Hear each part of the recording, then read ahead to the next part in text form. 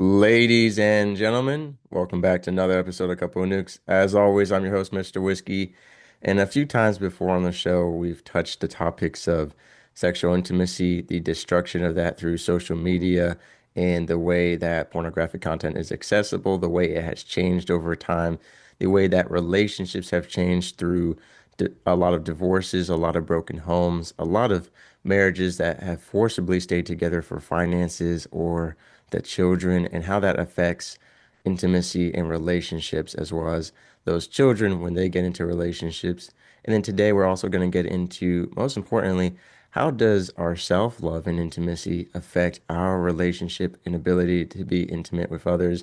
And here to discuss all of that with us is Mr. Gary Katz. Would you please go ahead and introduce yourself for us? Sure. Thanks for having me here. I really appreciate it.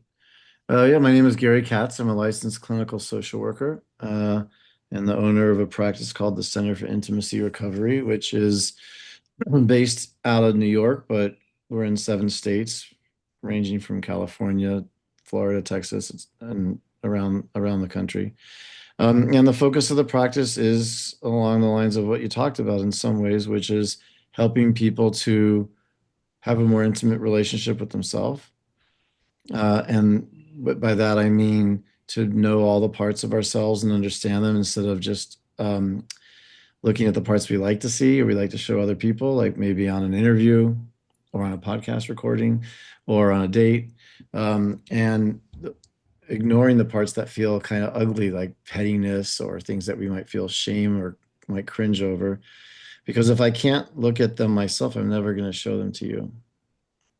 And so I have to Yeah. first be able to have intimacy with myself before I can really have it with someone else. And then we also spend time looking at the ways that people develop strategies that help them to maybe be protective and avoid intimacy with other people. Yeah, for sure. And definitely want to focus in later on the self-love, not just for the intimate and sexual aspect, but in relationships in general. I know I've been in some relationships where my partner had trouble loving themselves, so they said they needed me to love them not just for my love, but for their love as well. And Right. trying to Right. make up for that can be very difficult because at the end of the day, if they don't love themselves, doesn't matter Yeah. how many compliments you give them, doesn't matter how much you try to reassure them, there's going to be that hole. So we'll talk about that. But I want to take a step back and look at what got you into the field of work that you're in now and what your relationship with intimacy, self-love, and everything has been as far as influential to your work. Yeah. You know, I think like many people who go into the field that I'm in of mental health, our own personal work leads us to our professional work. Right? And so for me, it's always been about trying to find intimacy and connection in my life, feeling disconnected from myself, from others, from God, and trying to find ways desperately at times, and messily, in a very messy way, to try to find and feel better. Feeling alone, lonely, feeling less than, feeling broken, feeling that I remember one time doing a exercise called a psychodrama, which is a type of therapy where you have other people participate. If anyone's listening who doesn't know what it is, and in some kind of sculpted, directed thing by a therapist. And during that, realizing that I really believed in deep down that in God's eyes, like I was one of the top 5 worst people in the history of the world. It was like Hitler, Pol Pot, Stalin, Gary Katz, Mm, and the first 3 guys were all murderers, mass murderers. I've never murdered anybody, just for the record, right, right. but yet, even as silly as that sounds, that was like this deep-seated belief that I carried with me. And that then, because I believed that about myself, it then shaped how I acted. So, like earlier, you mentioned you want to get to the topic of like when somebody feels like I don't love myself enough, love me so I can feel better. That's what I did too. It's like, oh, if this person can love me, then that tells me I'm okay. And, you know, it's like if I can't fill up my own tank, someone else can't fill it up for me, as you know. So, um, but that's really what shaped me. So seeking it out through relationships, trying to be loved in that way, seeking it out through substances, seeking it out through religion, like all of them, seeking out through work and accomplishment and getting praise for, like they're all different ways Right. of just wanting to feel better, as opposed to like something else, an actual purpose for themselves. And so that led me first to being involved in the world of education, where I felt like I wanted to help kids feel better than I felt as a kid, help them to grow into adults and have a life where they felt good about themselves and connected to themselves. And I did that for about 20 years. And a combination of things ranging from after about 20 years, I couldn't teach middle school anymore. They're wonderful kids and stuff, but it was just getting to me. And also realizing too, like, because when I would teach, I would have to, my job was to teach the material of whatever topic I was teaching and cover the curriculum.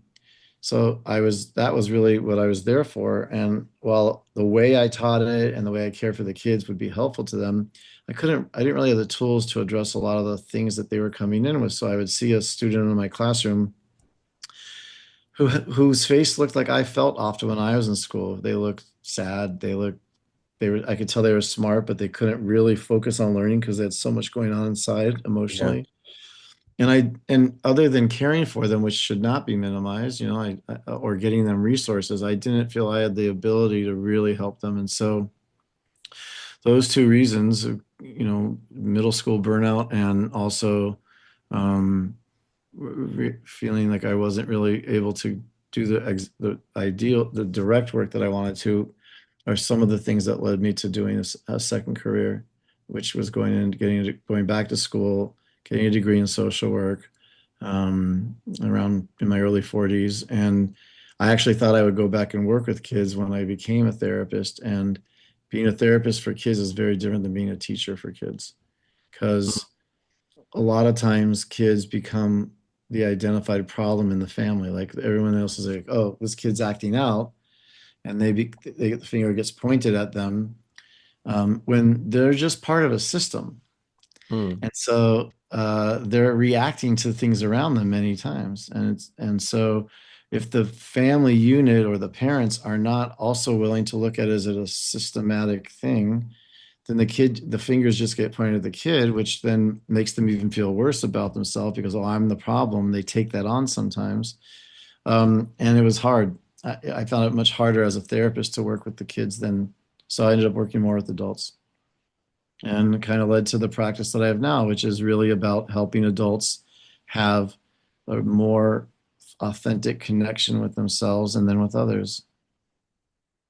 Yeah, I think we've talked a little bit on the show about that when it comes to teaching and parenting. A lot of people are reactionary in the sense that they say, "Oh, my child's acting up. They're ill-behaved," because they don't want to take accountability for their own actions at any point. But Correct. also, more importantly, we talked about how it's so important to say, to question why. I talked about how that should be your first approach. The A lot of people like to discipline first, ask questions later, instead of the ask questions first, discipline later. Yeah. And my thing is, there's a reason behind most things. And sometimes you know what, a kid just acts up. That's true. But a lot of times if their behavior changes, especially when they've been a long-term good student or child at home, suddenly their behavior changes. It should be an indication to you as a parent or a teacher to say, "Hey, what's going on?" There's Yeah. obviously a reason for this, whether that's family trouble, whether that's academic troubles. But I think also I've discussed about if you do the discipline first, questions later, a lot of children are then going to bottle up further because they've got resentment towards you because you took away their Xbox or you grounded them or whatever your disciplinary action was. Same with teachers. If you counseled them, don't forget, I remember being a kid and everything comes off as a lecture, even Oh, if it's yeah. Yeah.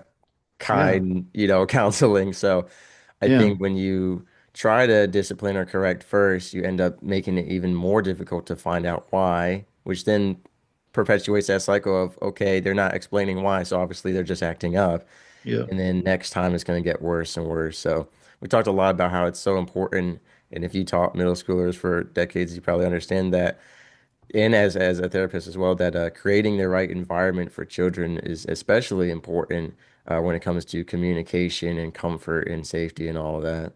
Yeah. Yeah. I mean, when I was in high school, I was in a lot of pain. Things at home weren't good. I hated the school that I was like at a boarding school in Israel, and I hated it. And I ran away for and the reaction was I got in trouble. What's wrong with you? Why would you do that? Versus what's going on with you? Why did you do that? Right. It wasn't curiosity. Of course, you have to, it was I was in trouble. And so it's exactly what you're saying is like when the response becomes about discipline or anger versus wanting to look at the underlying causes, then we're not going to get to the underlying causes. And the same is true parent child. The same is true in marriages or in relationships. If we're responding with anger versus like our spouse or partner does something that upsets us, and we're just being reactive and with anger, we're not looking Mhm. we're not looking at like why did they do that? What's going on for them? We're not going to get to that. We're just going to keep it on the surface of what they did. And that's often couples get stuck on how could you do that? How could you do that? As opposed to like, what do you need? What do you need right now, honey? Right. Yeah. Yeah, I think the two questions you posed there actually go back to what you said. So you have the why would you do that, or the what's going on, and then you have that pointing the finger at the child or looking at the environment. So those Right. two questions completely change who the center of all that blame is. And I think that's important, Yeah. like you said. And I want to circle back to you talked about being lonely. And I think that's something everyone can relate to, even more so now than before, post COVID, and then also just with social media and the continuing division of the global world. It's ironic as we all know that we're now interconnected globally, yet we're also so far apart socially. We could even branch into the how AI is declining social skills and critical thinking skills and all that as well, AI chatbots and all that stuff. But what I want to focus on is kind of it's interesting you mentioned the lonely thing because I remember I had gone on a date with a woman, and then, halfway through, she's like, "By the way, I hope you don't mind. I have a boyfriend." It's like, yeah, I kind of do mind. Why didn't you start with that when I Yeah. asked you out? I Right. had asked her out on Valentine's Day on a date, and she was like, "Yeah, not." Well, I have a boyfriend, Right. or not. Yeah, but I have a boyfriend, or no, I have a boyfriend. Right. So Right. her I mean, odds excuse are that, then yeah, go ahead. Sorry. yeah, her excuse then was, well, he's moving in a month, and I'm just setting up now for when he's gone, Mm. Yeah. pre-ordering, Yeah. Mr. Right. Whiskey, I guess. And what she said was, honestly, he's just a placeholder title until I find the new person for when he moves because I don't want that label of being single. And so I want to talk a little bit about incorporation with loneliness. One of the things is the stigma around being single as being unvaluable, as being maybe there's something wrong with you. Societally, it's kind of like there's not respect for it. If you choose to be a bachelor for life, I feel like there's a huge stigma around that. If you're widowed and don't get remarried, people are like, why haven't you remarried yet? If you're single in high school or college, there's that whole stigma around I Yeah. think one of the pushes for and one of the reasons why children are exposed to pornographic content as young as 8 and 9 years old, why children are having sex in middle school and high school, I think one of the pushes for that is this idea of, well, you're behind the game and you're not valuable if you haven't already had your first kiss by XYZ day. Yeah. Oh, you didn't lose your virginity at prom, then it wasn't valuable prom. I think we put so many societal like standards and expectations on this stuff that now you have, in my case, people who are in a relationship already are keeping their relationship just for show, for pride, Mm-hmm. for Mm-hmm. societal, meeting those standards, and then also, getting ready to not be single. And that Yeah. also drives one of the things we've talked about before, which is, and I'm sure you've worked a lot in it, rebounding, getting into relationships without being healed first, just to have that relationship status. And I think also, again, we place so much value of our value being into relationships. So when we get out of one, especially one that hurt us a lot, we see, hey, let's get into a new relationship because then I'll have value again, maybe more value or someone who appreciates my value. Again, going back to that self-love. So I know I said a whole lot there, and I'm sure you can break down a lot of it for us. Yeah. That would have sucked being told that by on a date, you know? Like 50, probably a lot more than 50% of the population, that's like deal breaker. But also the way that you shared that this woman described her current relationship and how she was engaging with you felt it just feels so transactional, right? Like Yeah. and self-serving. And obviously we all go into our relationships what we get out of it. That's why, when we pick a certain person, it's because hopefully it feels good. It gives us what we need. That's our goal. So there's a self-serving element in all relationships, but it just felt the way you're describing it. And I don't know her and I'm not judging her, Yeah. but I think that's part of the thing is like, are we engaging in a relationship because it like what just only what we get? Because if we do, then when we're in it, we're probably still going to be focused like that, and we're not going to be focused on what can we give. And Mm. relationships work better when we're focused on both of those things. If I'm only focused on what I'm getting, then each person's going to be in this selfish stance and eventually be like, I'm not getting exactly what I want. I'm done. And the other thing you mentioned too about being single and the stigma and that, yeah, it's definitely true. It reaches for some people like a point of panic, right? Like I'm Yeah. never gonna find someone, and um, most people do. Statistically, although people are getting married less and in relationships less than ever before, but still, the statistics are that people find a relationship if they keep looking. But I think you're right. We have these things like that are like success mile markers, like being in a Mm. relationship or a marriage, having a career, certain amount of income. Then, those are like the big, maybe children. Those are like the big ones that we feel like our kind of tell us and then tell the world that we're okay, or we're doing well. And you're 100% right. And so, like, what a shame that I'm worried, if she's worried about, I don't want to look single because how it looks or what it means. I would be curious if someone saying that to me is like, maybe you're afraid to be single because it might be hard to be lonely, right? Like if you have self-value, I think the phrase you use, like self-love, that's there whether I'm in a relationship or not, whether I'm single or I'm partnered or Exactly. coupled. So we all have worth. We all have, I think, the same worth as every other human and soul, and that's independent of whether we're with someone or not, um, but society, like most communities, are very much set up to be geared towards couples and then families. And it can be really hard to be single in those communities because, maybe at a certain age range, like high school, even though yes, I totally understand the peer pressure you're talking about, but like high school, college, early 20s, like there's a higher percentage of singles than maybe 30s, 40s, 50s onward. Right. But after a certain point, communities are socially constructed that people interact often with, couples go out with couples. Yeah. Let's say a couple in their 30s, so a single guy wants to go out with his friend. He's got to do like, what's my wife going to do if I go out with you? And so couples Yeah. often go out with couples. Families with small children socialize often with families with small children. So the person who's single does sometimes get marginalized and left behind, and that is tough. Like, and I've worked with clients in those positions.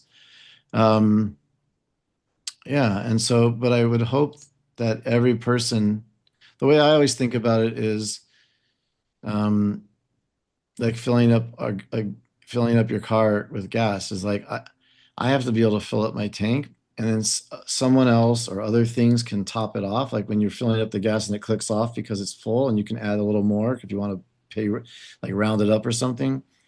The love of another person or a job or even like a car or something, a thing can add a little on top, but I've got to fill up my tank of self-worth because Mm. none of those external things are ever going to fill it up. They can add a little, but they're not going to fill it up. And even if I get the relationship in order to fill it up, I'm still going to probably be finding other ways to keep. I need that affirmation because it's like it doesn't stay. It like I take it Right. in, it's gone. So yeah, I think I think that was a great point.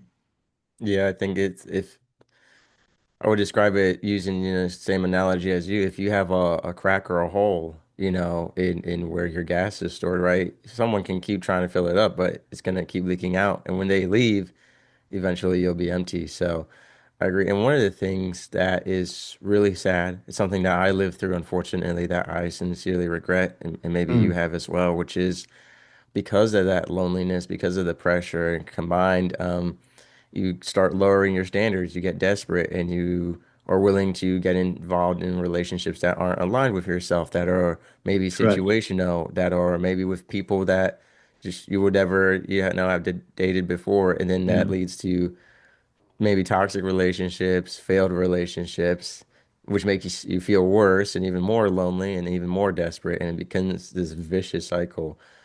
So I've been Yeah. through that, and it's been very regrettable. Yeah. And I think that's human too. Right? Like I think what you and I so appreciate your honesty and vulnerability. We all do that in different ways. There's a great line I love from a book. It's actually a book around sexual addiction, talking about sexual behaviors that are problematic. And it says, like, what was the solution became a problem. Meaning, these Mm, we turn to these things, and it could range at the level of it could be sexual, it could be the ways we work, we show up in the world. It could be people pleasing. It could be, being doing things perfectly, whatever. But they are solutions to something else, mm, right? And then it takes on its own life, and then it becomes a problem. So, a young teenager, maybe they're feeling lonely, maybe they don't feel connected to their family, whatever it might be, and they get, they always have to have a girlfriend or always have to have a boyfriend because that gives them a feeling of I'm lovable, I'm worthy. So that's a solution to the feelings that they were having. But then if that becomes compulsive or it becomes like they can't be alone, or like you were saying with that girl, then it becomes its own problem. yeah. And so a lot of times these unmet, these things that they're adaptive behaviors or attitudes become maladaptive. And so like you described, right? Like I'm so nervous about this, I'm gonna lower my standards. I'm gonna, like what what type of person am I looking for? Well, somebody who wants to be with me. That's all I need. Not what are the characteristics, what are the values that I think appreciate about them and things like that. How do we interact? How do I feel when we interact? Are we helping each other? Or are we like tearing each other down? So yeah, when we have these unmet needs of like, I feel judged, or I feel alone, or I feel not unlovable, and we're trying to solve that problem, then we reach for things or lower our standards or do things that to fill those needs that creates all these other issues. Yeah, for sure. Like, and I think one of the biggest things too is like, if you're a person looking for a serious committed relationship and you keep settling for situationships or temporary Yeah, relationships to fill that void because you don't want to wait.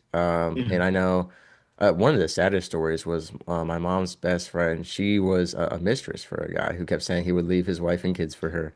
right. And 10 years had gone by, and she could still be waiting for her. I know I don't talk to my mom, but I remember at some point it had reached 9, 10 years, and she was still waiting for him to leave the wife and kids.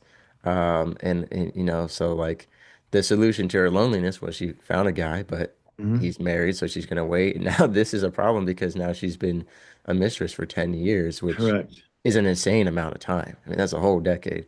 And there are a lot of people out there in situations like that. We talk about, sometimes who you are as a person, you compromise on that to be in certain types of relationships. Again, just to have that interaction. And we've talked before on the show about pornographic addiction and people who it became very transactional, became a very like necessity thing. But one of the highlights of episode was that the in terms of solutions to problem, he wanted, sexual that kind of feeling and stuff. So he starts watching porn, but then it's not enough. So he needs more and more to the point that then it branches into adultery. And, Hmm. so now porn was the solution to his loneliness and self-love and all that. And then it became an issue because it became an addiction, which then led to adultery, which then leads to a lot of trouble financially in the home with if you have kids with your kids. So it's definitely a growing thing. And then we've seen a lot of times with pornographic addiction, as you in some cases, right? Everyone's case is different, but if you're one of those cases where you need something more and more new or exciting or bold or daring, we've seen it open a gateway to a lot of types of sexual activities that normally that person wouldn't be interested in, and it can lead to sometimes questionable sexual desires and interests that begin to cross certain boundaries that you can't cross back over. So it becomes I really like how you said the solution becomes the problem. That's Yeah. definitely the case in a lot of ways. Yeah, and I also think that what's helpful with that approach is that hopefully it helps reduce the shame, right? Like, why did a person get into whatever they're doing? Because it was helping them deal with something else. Yeah. Like I don't think that most men or women who develop some kind of addiction or dependency on pornography start out when they do it the first time thinking that's where they want to be. Just like people don't think at their first cigarette, I want to become addicted to cigarettes and get lung cancer or something like that, right? Like they're just Right. going to do this now. And so I think often what happens is that it's, masturbation is a soothing experience, it's a pleasurable experience. And sometimes then people go back to what feels good because it feels good, but sometimes people go back to what feels good more and more to deal with something else. And then it takes on its own life. But I think approaching all of it, whatever it is, whether it's like we were talking about sex or pornography, or whether we're just talking about like, like for example, another strategy which doesn't create as many problems until it does is, let's say, somebody who has to always excel and do really well. And so that helps them feel better about themselves. So they always have to get, be the top of their class and get, excellent grades. And then they have to get into the right college. They have to they always have to look the right way and go to the right church and be part of the right community and do all these things because if they're doing it right, then they're right. And that can work, and it doesn't create a wave or it doesn't hurt other people necessarily. And in fact, it gets praised because they're meeting the benchmarks of society. Like, wow, you're doing great. And the praise feeds the behavior. So they say, oh, I feel good about myself. I'm getting acknowledged. They do more and more. And then, they're in a relationship or they're married and they're at work all the time because that's where they're getting the validation from, and they're not Workaholic. developing their marriage or their relationship with their children or even the relationship with themselves, and they burn out or they hit a wall or they lose their job and that identity is gone.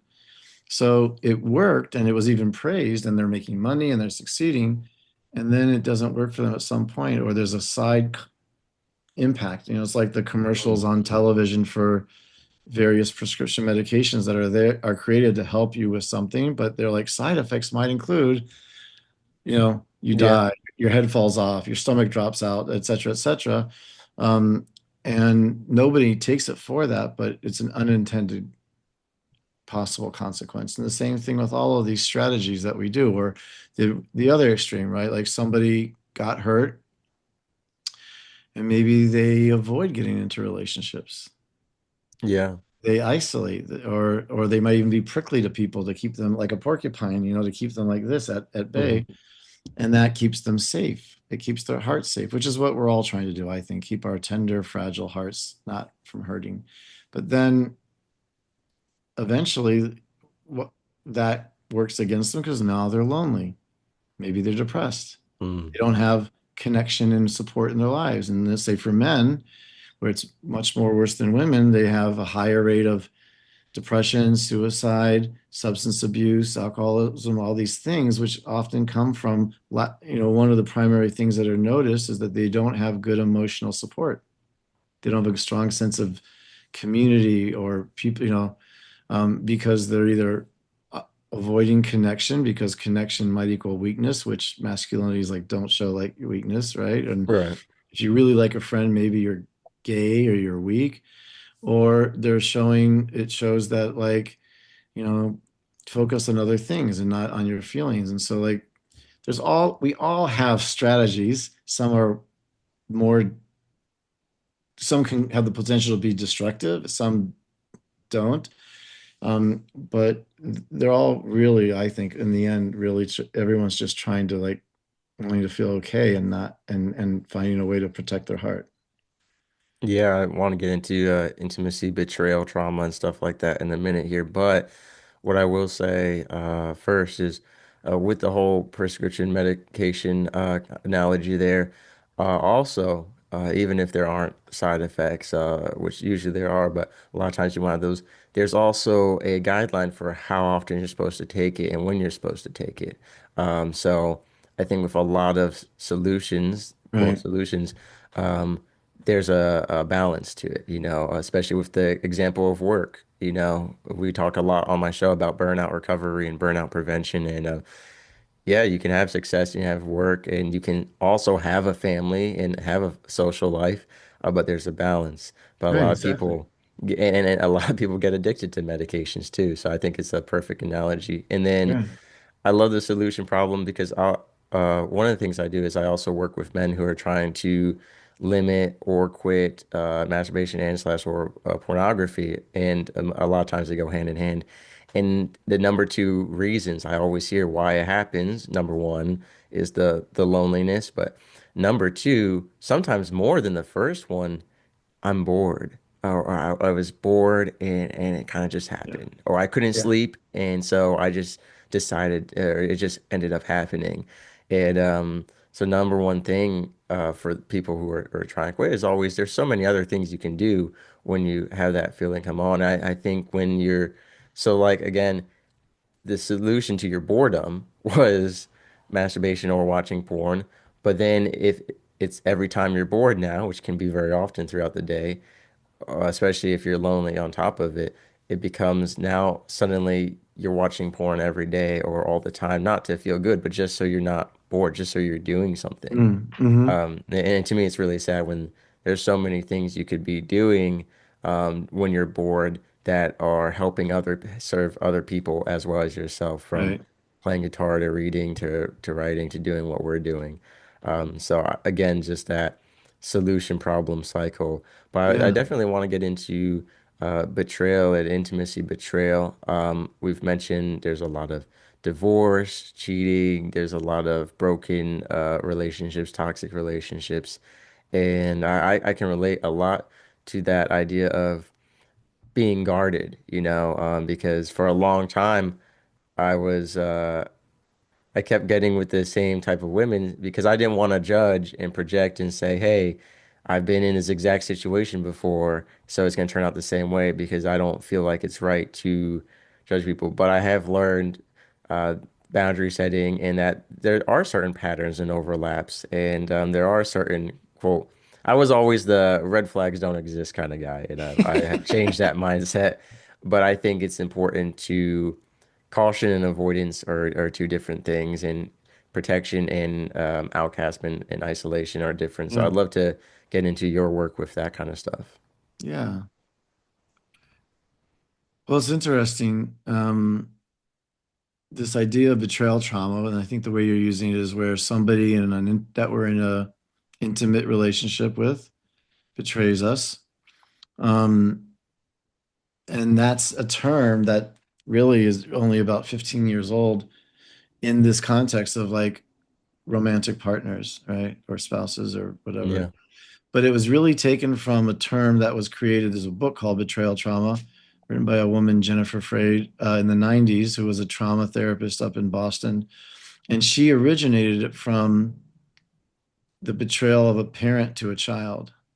So if a parent betrays their child by harming them in some form, and when I say that, I want to just be explicit. Like, I don't mean like, I don't know, they didn't show up to one of their baseball games, right? Or that there's no perfect parent, right? In fact, I like the phrase like the good enough parent. But when they betray them in some way, um, because of the nature of the relationship from parent to child, the impact on the child is so much greater than if a friend betrayed them. Right.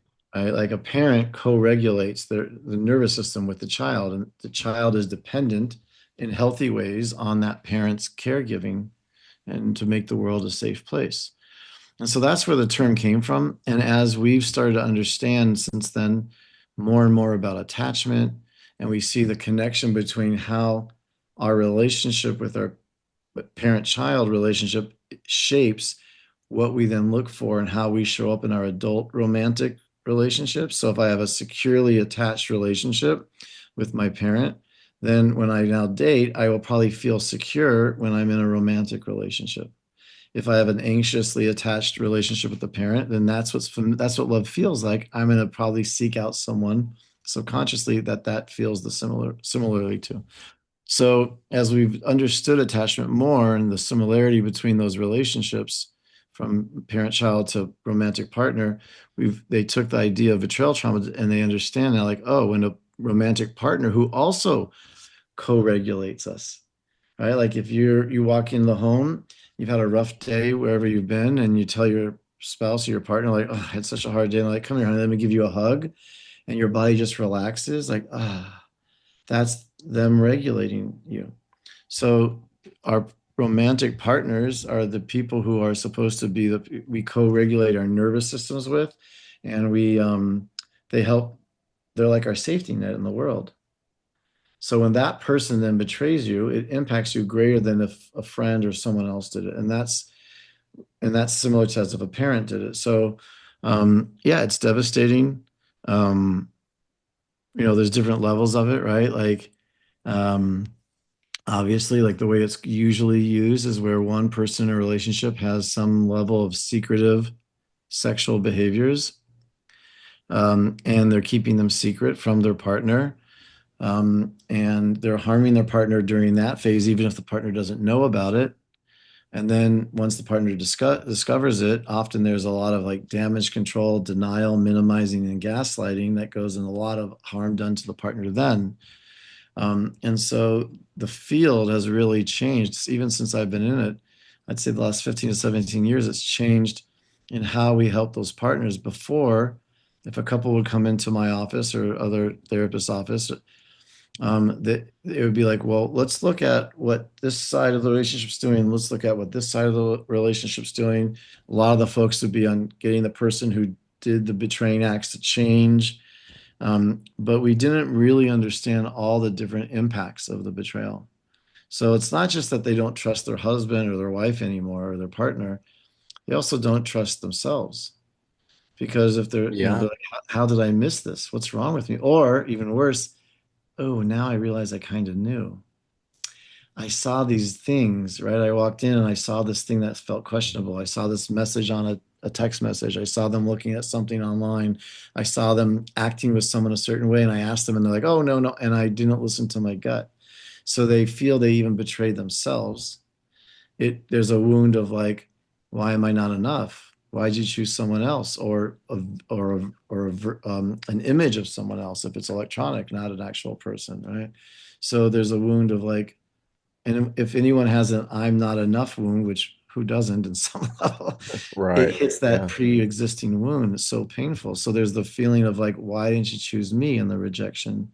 There's a feeling of like a lot of times if they're not sure if they want to stay in their relationship or not, they don't go and tell everybody because if they tell everybody, all their friends are gonna be like, or their family will be like, get rid of that person. Why are you there? And then they feel judged if they're not ready to do that. And so they sometimes end up protecting the very person that caused them the pain and being so isolated alone because they don't have support because they're keeping it inside while they're figuring out what to do. Those are just a few, but there's a lot of different wounds that happen for a betrayed partner. And so um, every person, each is the person who has to decide should they stay in a relationship or not, right? When someone comes to me, I want to help them do what's best for them. I'm not going to tell them they should or shouldn't stay. They have to figure out what's best for them, and I'll help them to try to figure that out. What they need or want to do, and then to be true to that. But it's a scary thing. and it's a painful thing. And it often, the average betrayed partner, like in my experience, their nervous system doesn't settle down for 18 to 24 months. They're hyper vigilant. Like Wow. I read a study a couple of years ago out of Stanford University studying the symptoms, PTSD symptoms of veterans who had been in combat in Afghanistan or Iraq. And they were the same symptoms I was seeing with betrayed partners that I work with: hypervigilance, depression, anxiety, inability to sleep, questioning self-worth, loss of desire to live. So they're very similar. In fact, I think they're even worse because, the symptoms are more painful in a sense because if you're a person in the military and you're in a war zone and you're dealing with horrific things, there's an honesty about what you're dealing with. Like you're in a war zone. No one's saying to you, you're actually at a peace conference, and while all this killing is going on, right? Right.